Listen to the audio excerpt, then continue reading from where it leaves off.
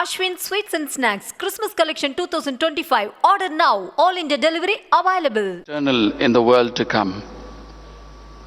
We thank you for sending your Son as the Prince of Peace. And Lord, we pray for your peace in our world.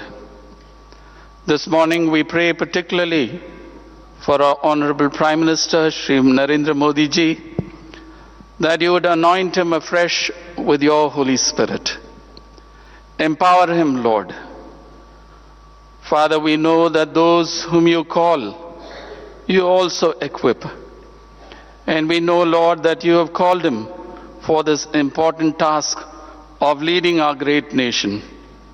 And so, Father, I pray for a double portion of your wisdom, your understanding, your discernment, that he would lead this nation in the paths of truth, of justice, of righteousness, and Lord, that you would bless him. Amen. Christmas நாளை ஒட்டி டெல்லியில் உள்ள தேவாலயத்தில் பிரதமர் மோடி பிரார்த்தனை செய்த அந்த காட்சிகளை பார்த்தோம். மேலும் விவரங்களோடு இணைகிறார் செய்தியாளர் ராஜேஷ். வணக்கம் ராஜேஷ், விவரங்கள். வணக்கம். இன்று உலகம் முழுவதும் கிறிஸ்துமஸ் பண்டிகை உற்சாகமாக கொண்டாடப்படும் நிலையில் இந்தியாவிலும் பல்வேறு மாநிலங்களில் பல்வேறு தேவாலயங்களில் கிறிஸ்துமஸ் பண்டிகை உற்சாகமாக கொண்டாடப்பட்டு வருகின்றது. பிரதமர் நரேந்திர மோடி அவர்கள் டெல்லியில் இருக்கக்கூடிய கத்தீட்ரல் தேவாலயத்திற்கு சென்று அங்கு அவர் பிரார்த்தனை செய்யக்கூடிய அந்த காட்சியை நாம் பார்த்துக் கொண்டிருக்கிறோம். ஏற்கனவே பிரதமர் நரேந்திர மோடி அவர்கள் கிறிஸ்துமஸ் பண்டிகையை ஒட்டி பொதுமக்களுக்கான வாழ்த்து செய்தி ஒன்றினை ஏற்கனவே வெளியிட்டிருந்தார். அந்த வாழ்த்து செய்தியை பொறுத்தவரையிலே இயேசு கிறிஸ்து பிறந்த தினம் உலகம் முழுவதும் கிறிஸ்துமஸ் பண்டிகையாக கொண்டாடப்படுகிறது.